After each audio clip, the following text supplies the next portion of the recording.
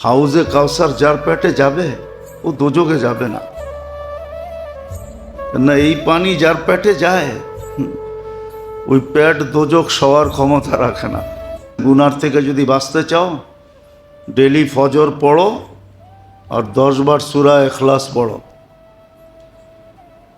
তাহলে জান্নাতে ঘরও পাবে, আবার গুনার থেকেও বেঁচে থাকবে। শয়তান তোমাকে গুনাহ করাইতে পারবে না।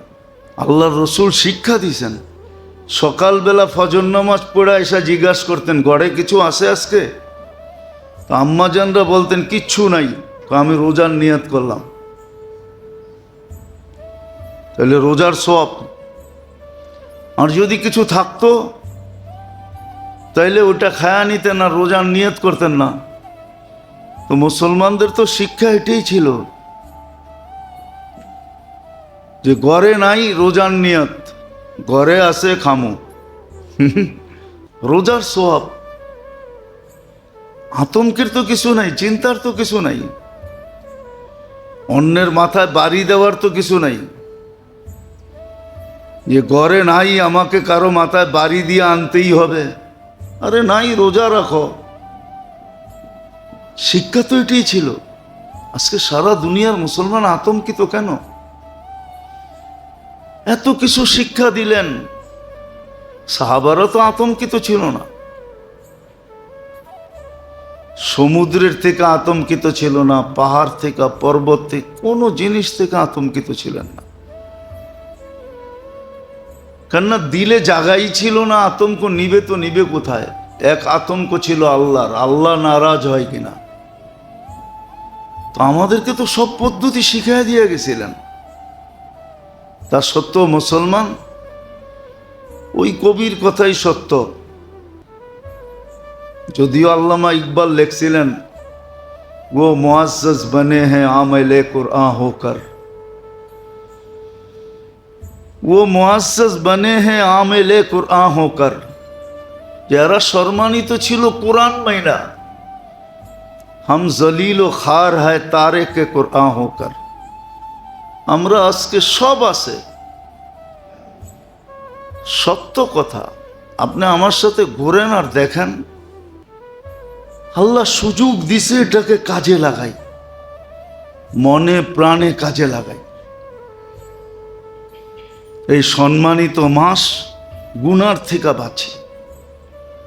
আজকে মুসলমানদেরকে টাকা পয়সায় খায় নাই, গুনায় খায়া ফেলছে, গুনায়। আল্লাহর হুকুম ছাড়া খায়া ফেলছে, ছাড়ার কারণে মুসলমানদের দুরবস্থা। নবীর তরিকা ছাড়ার কারণে মুসলমানদের দুরবস্থা। টাকা পয়সায় খায়া ফেলে নাই। আল্লাহর তো ওয়াদাই ছিল ইন্না মাল উসরি ইউসরা। হ্যাঁ, এক জমানায় কষ্ট করছে, প্রশস্ততা মুসলমানকে দিবে, আল্লাহ দিছেন, ওয়াদা পূরণ করছেন। এই জন্যই কিতাবে পাওয়া যায় ইদাস্তাদ্দাত বিকাল বালওয়া ফাফাক্কির ফি আলাম নাশরাহ লাক ফাউসরুন বাইনা ইউসরাইনি ইদা ফাক্কারতাহু ফাফরাহ। এক জমানা ছিল কষ্ট করছে, আমরাও ছোটবেলা দেখছি কি কষ্টের জীবন ছিল। হ্যাঁ, ওই কষ্টের বিনিময়ে মনে হয় এখন আল্লাহ আমাদেরকে সচ্ছলতা দিছেন। সচ্ছলতা পাওয়ার অর্থ এটা না যে আল্লাহর নাফরমানি শুরু করে দিবে। সচ্ছলতা পাওয়ার অর্থ এটা না যে রসুলের তরিকা ছেড়ে দিবে। বরং উচিত ছিল আল্লাহর ফরমা বরদার আরো বেশি হওয়া। করুক না আজকে মুসলমান, যে মহররম চলে আসছে, নাফরমানির সমস্ত আসবাব বন্ধ করে দাও। মহররম সফর 2 মাসের জন্য নেটের সংযোগ কেটে দাও, ডিশের সংযোগ কেটে দাও, টেলিভিশন বন্ধ করে দাও, আল্লাহর ফরমাবরদারি করো। দেখেন না আল্লাহ সাহায্য করে না করে না? আল্লাহ আমাদের দিকে তাকায় না, তাকায় না। আল্লাহর রসুল তো বলছিলেন একদিন আসবে, ইউহিব্বুনা খামসা ওয়া ইয়ানসাউনা খামসা। 5 জিনিসকে ভালোবাসবে, 5 জিনিসকে ভুলা যাবে। ইউহিব্বুনা দুনিয়া ওয়া ইয়ানসাউনাল আখিরা। দুনিয়া ভালোবাসবে আমার উম্মত, আখেরাত ভুলে যাবে। ইউহিব্বুনাল হায়াত, জীবিত থাকা ভালোবাসবে। ওয়ায়ানসাউনাল মউত, মউতকে ভুলে যাবে। ইউহিব্বুনাল কুসুর ওয়ায়ানসাউনাল কুবুর, ঘরবাড়ি ভালোবাসবে, কবর ভুলে যাবে। যে এত দামি বিছনায় থাকি, মাটিতে কেমনে থাকবো, কবর ভুলে যাবে। ইউহিব্বুনাল মাল ওয়ায়ানসাউনাল হিসাব, খালি মাল ভালোবাসবে, এর পিছনে যে হিসাব হবে এটা ভুলে যাবে। ইউহিব্বুনাল খালকা ওয়ায়ানসাউনাল খালেক, সৃষ্টিকে ভালোবাসবে। আজ পর্যন্ত বাংলাদেশের যত যুবক যুবতী পরকীয়ালারা যত প্রেমিককে পাওয়ার জন্য বিষ খাইছে, গলায় রশি দিছে, নদীতে ঝাঁপ দিছে, আর ট্রেনের নিচে ঝাঁপ দিয়া জান দিছে, আল্লাহর জন্য কয়জন দিছে?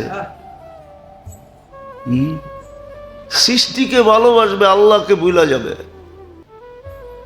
ফলাফল কি দাঁড়াবে? আল্লাহ রসুল বলছে, আনা বারিয়ুম মিনহুম ওহুম বুরাআউ মিন্নি, তোমরা আমার ধার ধারণায়, আমিও তোমাদের ধার ধারব না। তাহলে রসুলের দোয়া আপনার আমার পক্ষে কোত্থেকে হবে? বলছে তোমরা আমার ধার ধারণায়,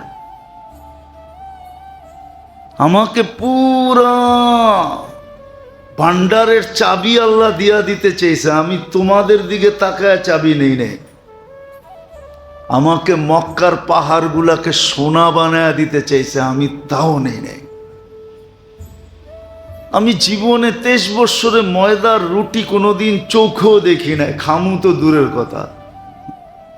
তোমাদের জন্য সব বিলীন করে দিছি, 23 বৎসর চোখের পানি শুকাইতে দিই নাই। আরো সে যায় তোমাদেরকে ভুলি নাই, এখনো বলেন নাই, কিয়ামতের মাঠেও বলবেন না। আর তোমরা আমার ধারই ধারো নাই, তা আমি তোমাদের ধার ধারবো কি কইরা?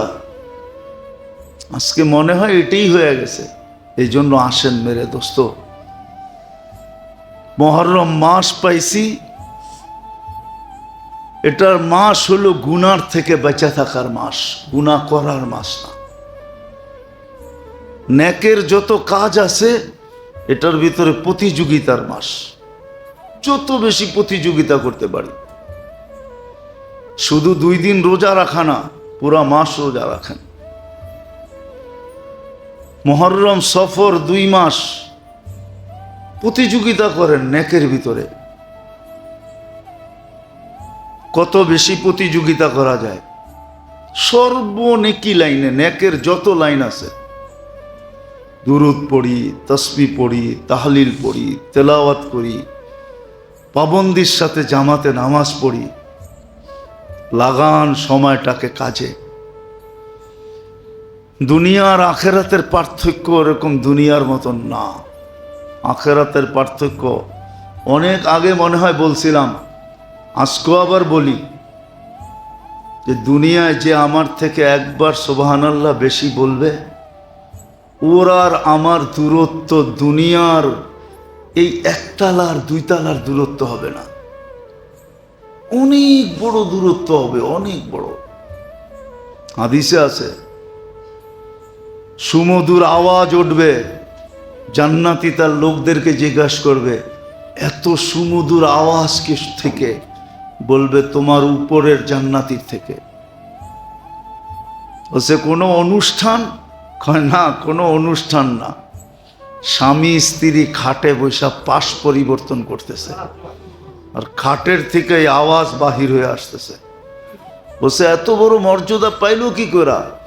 সাদা বিকা সুবহানাল্লাহ মাররাতান ওয়াহিদা, তোমার থেকে একবার সুবহানাল্লাহ বেশি পড়ছে। এই জন্যই মনে হয় আল্লাহর রসুল বুঝাইতে চেষ্টা করছেন। আমি কবর দেখে আসছি, আব্দুল্লাহ ইবনে রাওয়াহা রাদিয়াল্লাহু তাআলা আনহুর কবর আছে জর্ডানে। যায়েদ ইবনে হারেসা আর জাফর ইবনে আবু তালেব রাদিয়াল্লাহু তাআলা আনহুমা, দুইজনের কবর এরকম পাশাপাশি লাগানো, একটার লগে আর একটা লেগা আছে। কিন্তু আব্দুল্লাহ ইবনে রওয়াহা রাদিয়াল্লাহু তাআলা আনহুর কবর গ্রামের শেষ মাথায় একা। কেননা উনি আধা দিন দেরি করছিলেন, আধা দিন। আল্লাহর রসুল বলছে, তুমি আধা দিন চিন্তা করো দুনিয়ার হিসাব। বলছি, ইয়া রাসূলুল্লাহ, দ্রুতগামী ঘোড়া আছে, আমার ঘোড়ার গতি ঘন্টায় 70 কিলোমিটার, আমি দৌড়াবো আর মিলবো। বলছে, আখেরাতে 500 বৎসরের দূরত্ব হয়ে গেছে। এই জন্যই ওনার কবর মনে হয় আলাদা। এই হাদিস বুঝে আসছিল না, কিন্তু যখন ওনার কবরে গেছি তখন এই হাদিস দিলের ভিতরে ধাক্কা মারছে যে দুইজন একসাথে শুয়ে আছে, আব্দুল্লাহ তুমি একা, এইখানেও তোমাকে দূরত্ব করে দিল, আখেরাতের দূরত্ব এইখানেও হয়ে গেল, তোমার কবরটাও আলাদা, তিনজনের সাথে দিল না একসাথে। এক যুদ্ধেই তো তোমরা শহীদ হইলা, মৌতার যুদ্ধে, দুনিয়ায় তোমার কবরটা পৃথক। শুধু এতটুক ধাক্কা দেয় না, চোখ দিয়া পানি চলে আসছে যখন ওইখানে যায় দাঁড়াইছি। আমি তো দেখা বলতেছি আপনাদেরকে। এই জন্য মেরে দোস্ত, আসেন এই মাসটায় গুনার থেকে বাঁচি। নেকি যত করা যায়, ওই নেকি যেটা কোরআন হাদিস দ্বারা প্রমাণিত, ওই নেকি যত করা যায়। আলতু ফালতু জিনিসের ভিতরে যেটা আমাদের দেশে প্রচলিত, অতীত থেকে দেখা আসতেছি, এগুলা ছাড়েন। কোরআন হাদিসে যা আছে তা করেন। মুসলমান আল্লাহকে বড় নারাজ করে ফেলছে। আজকে আল্লাহ মুসলমানের উপরে নারাজ। বলবেন তাইলে টিকা আছি কিভাবে? বলে কিছু লোকের কারণে টিকা আছি। কোরআন হাদিসে আছে, লাউলা শাবাবা খুশা ওয়াল মাশাইকা রুক্কা ওয়াল আতফালা রুদ্দা ওয়াল আনআমা রুত্তা। শব্দগুলা কঠিন যদিও। আশ-শাবাবা খুশা ওয়াল মাশাইকা রুক্কা ওয়াল আতফালা রুদ্দা ওয়াল আনআমা রুত্তা। এদের কারণে বেঁচে আছি। এলে তো আল্লাহর কথাই ছিল, লা জাআলতুস সামা হাদিদা, আকাশ লোহার, ওয়াল আরদা সাফসাফা, জমিন তামার, ওমা আনজালতু মিনাস সামাই কাতরা, একটা বৃষ্টির ফোঁটা না, ওমা আম্বাততু মিনাল আরদি হাব্বা, জমিন থেকে একটা শস্যের দানা না, বাল আনসালতু আলাইকুমুল আযাবা সাব্বা, একের পর এক আযাব দিয়া ধ্বংস করে দিতাম। কয়েকদিন আগে না বলছিলাম আমি যে মা বাবা ভাবে আমরা সন্তান পালি, ঠিক না? অথচ কোরআন কি বলে? বলছিলাম না কয়েকদিন আগে যে সন্তানের কারণে তোমাদেরকে পালি, ধনী মনে করে গরিব পালি। আল্লাহ বলে, আল্লাহর রসুল বলে, গরিবের কারণে তোকে পালি। আনতুম তুরজাকুনা বিগরাবাইকুম, শক্তিশালী ভাবে দুর্বলকে আমি চালাই। অথচ হাদিস বলে আনতুম তুরজাকুনা বিদুআফাইকুম, ও শক্তিশালীরা তোদেরকে পালতেছি দুর্বলের কারণে। যদি জমিনে দুর্বল সৃষ্টি না করতাম তাহলে তোমাদেরকে পালতাম না। মাঝে মাঝে দেখা যায় মেয়ের বাড়িতে ছেলের পক্ষের লোক খাইতে যায়, ঠিক না? ওইখানে মেয়ের পক্ষের দুশ্মনও যায়। কেননা ছেলের পক্ষের বন্ধু ডাক দিয়া লয়ে গেছে, চল আমার ছেলের বিয়া, কিন্তু মেয়ের পক্ষ দেখে তারপরও খাওয়ায় দেয় কি কয়া? আরে কন্যা ছেলের পক্ষের, ঠিক না? এই জন্য সোয়া খাওয়ায় দেয়, ঠিক না? কিছু ওই দিন বলে না। আল্লাহ এরকম আমাদেরকে পালতেছেন, দুর্বলের কারণে সবলকে পালেন, গরিবের কারণে ধনীকে পালেন, সন্তানের কারণে মা বাবাকে পালেন, নাইলে পালতেন না। আমরা লালিত পালিত হওয়ার যোগ্য না। এত নাফরমানি, রাত দিন 24 ঘন্টা আল্লাহটা ভোগ করে আর আল্লাহর নাফরমানি করে। সামান্য বিরুদ্ধে বইলা জাগার থেকে সরা যায় না, যায় নাকি? নাই প্রমাণ দুনিয়াতে? সামান্য বিরুদ্ধে বইলা ওই জায়গার থেকে সরা যেতে পারবেন না, ওইখানেই অ্যাটাক। আর আল্লাহ বুঝি পারে না, ঠিক না? বুড়া হয়ে গেছে, দুর্বল হয়ে গেছে, বাজেট কমে গেছে, সৈন্য সামন্ত সব শেষ হয়ে গেছে। আল্লাহর কাছে বুঝি মিজাইল নাই, ঠিক না? আল্লাহর কাছে অ্যাটম বোম নাই, ঠিক না? আল্লাহর কাছে আধুনিক অস্ত্র শস্ত্র নাই, ঠিক না? সব ওই অ্যানালগ আছে, ঠিক না? আল্লাহ প্রতিশোধ নিতেছে না, বললাম না এদের কারণে নেয় না। শাবাবা খুশা কিছু যুবক আছে যারা লজ্জাপতির মতো নিজেকে গুটায় আনিছে। কিছু বৃদ্ধ আছে মাশাইকা রুক্কা আল্লাহওয়ালা আছে, সারাদিন মাথা ঝুঁকায় রাখে। কিছু দুধের শিশু আছে যারা নিষ্পাপ। কিছু চতুষ্পদ প্রাণী আছে। এক সময় মনে হয় শুনাইছিলাম আপনাদেরকে যে বৃষ্টি হয় না হয় না হয় না হয় না মুসা আলাইহিস সালামের জামানায়। তো বৃষ্টির দোয়ার জন্য বাহির হয়ে বসে, চলো বৃষ্টি হয়ে যাবে। কয় দোয়া করলাম না, হবে কোত্থেকা? কয় পিঁপড়ায় দোয়া করছে, বৃষ্টির ফয়সালা হয়ে গেছে। কয় পিঁপড়া আবার কি দোয়া করলো? কয় পিঁপড়ায় দোয়া করছে লা তুআযিবনা বিযুনুবি ইবাদিক, আল্লাহকে থ্রেট দেওয়ার মতো বলে দিছে, লা তুআযিবনা, আমাদেরকে শাস্তি দেন কেন? বিযুনুবি ইবাদিক, গুনাহ করে বন্দা শাস্তি দেন আমাদেরকে। খরার খরা, খাদ্যগুলা শুকাইতে শুকাইতে কাঠ হয়ে গেছে, দিছেন নরম নরম দাঁত, দাঁত ভাঙ্গা যায়, একটা খাদ্য ভাঙ্গা খাইতে পারি না, না খায়া আসি কবের থেকে, মরা জামু, আমাদেরকে শাস্তি দেন কেন? বাস পিঁপড়ার দোয়া কবুল হয়ে গেছে, বৃষ্টি ঝুমঝুমায় চলে আসছে। আল্লাহ তো এই কারণে পালতেছেন, নাহলে পালতেন না, কসম খোদা। বিদায় আমার কথা বোঝেন, আবার দেখা হইলে ইনশাআল্লাহ কথা হবে, বোঝেন। 2টা মাস গুনার থেকে বাঁচেন। রজব তো বহুত দূর, জি কদা তো বহুত দূর, মুহররম আর পায়া গেছি যখন, তো গুনার থেকে বাঁচি। আল্লাহর দাসত্বের ভিতরে নিজেদেরকে নিবেদিত করি।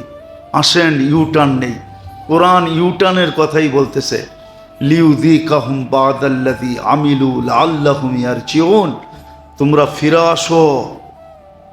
ফাইন তাবু ফানা হাবিবুহুম, তোমরা ফিরতে দেরি, আমি বুকে লাগাইতে দেরি করব না। বড় মর্যাদাশালী মাস। এই মাসে গুনাহ করা না, গুনার থেকে বাঁচা। গুনার থেকে বাঁচো, গুনার থেকে বাঁচা। যা কিছু আমরা দেখি মুহররমে করা হয়, এগুলো একটাও মুহররমের অন্তর্ভুক্ত না। আমাদের সমাজে যা মুহররমে করা হয়, এগুলো মুহররমের অন্তর্ভুক্ত না, বুঝলেন নাই? হুসাইন রাদিয়াল্লাহু তাআলা আনহু তো দান দিছেন নানার আদর্শকে ধরে রাখার জন্য, নানার আদর্শ ধরে রাখার জন্য। লাকাদ কানা লাকুম ফি রাসূলিল্লাহি উসওয়াতুন হাসানা। হুসাইন এই আয়াতের জন্য জান দিছেন, এটার জন্য জান দেন নাই যেটা আমরা করি, বরং বদদোয়া দিয়া গেছেন। বদদোয়া 3টা বদদোয়া দিয়া গেছেন, আর 3টাই প্রতিফলিত। 2টা তো প্রতিফলিত হয়েছে, একটা প্রতিফলিত কিয়ামতের দিন হবে। হুসাইন বদদোয়া দিয়া গেছেন, আল্লাহ কোরআন এদের থেকে ছিনায় নিয়ে নিয়েন। এই জন্য কোরআন এদের কাছে নাই। বলছে নামাজ এদের কাছ থেকে ছিনায় নিয়ে নিয়েন, এই জন্য নামাজ নাই। আরেকটা হলো কিয়ামতের দিন আমার নানার হাউজে কাউসার থেকে এদেরকে বঞ্চিত করে দিয়েন। এটা তো কিয়ামতের দিন দেখা যাবে। এই জন্যই তো মনে হয় হাদিস আসছে, সুহকান সুহকান লিমান গাইয়ারা বাদ, যাও দূরে সরো, আজকে তোমাদের পেটে হাউজে কাউসার যাবে না। কেননা সত্য এটাই। এই জন্য মেরে দোস্ত, সুযোগটাকে কাজে লাগাই। আলতু ফালতু জিনিসের ভিতরে সময়টাকে নষ্ট না করি। আলতু ফালতু জিনিসের ভিতরে, আলতু ফালতু প্রচলনের ভিতরে সময়কে নষ্ট না করি। যেটা আমাদের এখানে চলতেছে বা দুনিয়ায় চলতেছে, এটার সাথে ইসলামের কোনো সম্পর্ক নেই। মহররমের 10 তারিখে যা ঘটে, এটার সাথে বাস্তবিক কোরআন হাদিস তালাশ করলে কোথাও পাওয়া যায় না যে এটার সাথে ন্যূনতম কোনো সম্পর্ক আছে। কোনো সম্পর্ক নেই। হ্যাঁ, আশুরার দিন রোজা রাখুক, হ্যাঁ এটা এক রেওয়ায়তে ইঙ্গিত পাওয়া যায়।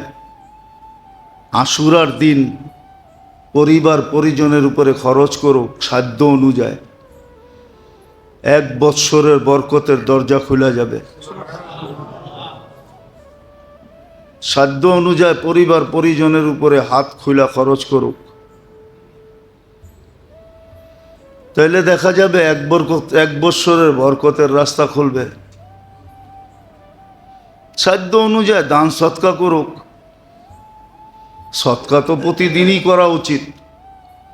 এই উম্মতের শিক্ষা তো ছিল যে ঘুমেরতে ওইটা সৎকা প্রথম দিবে, আর দিয়া বলবে আর সৎকা তো তারুদ্দুল বালা, সৎকা দিবে আর বলবে বালা বিপদ এক পাশে রাখলাম,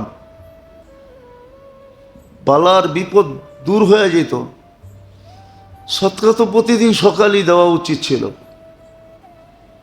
1 টাকা পারি আর 100 টাকা পারি। বহুত মানুষ আছে ডেলি 1000 টাকা সৎকা দিলেও গায়ে লাগবে না। ডেলি 1000 দিলে মাসে 30,000, 100 টাকা দিলে মাসে 3000, 10 টাকা দিলে ডেলি মাসে 300 টাকা। উচিত তো ছিল ডেলি সকালে সৎকা দেওয়া। সব কিছুই তো শিখাইয়া দিছিলেন, এমন তো কিছু রাখেন নাই। কিন্তু কথা তো এটাই সত্য যে খোদ ফাসা কয়েদ মে বুলবুল क्या खता सयाद की, गुल पे आशिक हो के बुलबुल जिंदगी बर्बाद की। বুলবুল পাখি তো নিজের ইচ্ছাই শিকারীর জালে ধরা দিছে। ও যদি ফুলের আসক্ত না হইতো তাহলে ফুলের বাগানও যেত না, আর শিকারীর ফুলের বাগানে জাল বিছানেরও সুযোগ হইতো না। তো অপকর্মের কারণেই তো আমাদের এই দুরবস্থা। নাহলে সব পদ্ধতি তো শিখানো ছিল। আমাদের দুরবস্থার তো কোনো সুযোগ ছিল না যে আমরা দুরবস্থার শিকার হব। আজকে মুসলমান যেই দুরবস্থার শিকার, সারা দুনিয়ায় যেদিকে তাকাইবেন ওদিকে হাহাকার হাহাকার হাহাকার। সারা দুনিয়ার মুসলমান এখন আতঙ্কের ভিতরে বাস করতেছে। এই জন্য এক কিতাবে লেখা আছে, সাহাবাদের দিলের ভিতরে মখলুকের সৃষ্টির কোনো আতঙ্ক ছিল না। কেননা সৃষ্টির আতঙ্ক রাখার জায়গাই ছিল না। পুরাটা দিল আল্লাহর ভয় দিয়া ভরা ছিল। এখন একটা বোতল যদি ভরা থাকে, ওইখানে আরেকটা জিনিস নিবেন কি করে? তো সৃষ্টির কোনো আতঙ্ক দিলের ভিতরে ছিল না। আবার এটাও ছিল যে আল্লাহর আতঙ্ক দিলে ঢুকানোর কারণে সৃষ্টির আতঙ্কে থেকে আল্লাহ তাদেরকে নৈরাশ করে দিয়েছেন। সৃষ্টির আতঙ্ক তাদের কাছে ছিলই না। ইতিহাস উঠান, দেখেন, কোনো সৃষ্টির আতঙ্ক তাদের সামনে ছিল না। তো মহরমে আমরা যা করি, আমাদের দেশে প্রচলিত যা করা হয়, ছোটবেলার থেকে যা দেখা আসতেছি, এগুলা মহরমের করণীয় না। মহরমের করণীয় তো হলো গুনার থেকে বেঁচে থাকা। রসুল্লাহ সাল্লাল্লাহু আলাইহি ওয়াসাল্লাম মহরমে কি করছেন? এটা করা, ওটা করার নাম হলো মহরম। আর মহরম সম্মানিত এই জন্যই বলছিলাম না, যে সম্মানিত মাস। আল্লাহর হুকুম গুনার থেকে বেঁচে থাকো।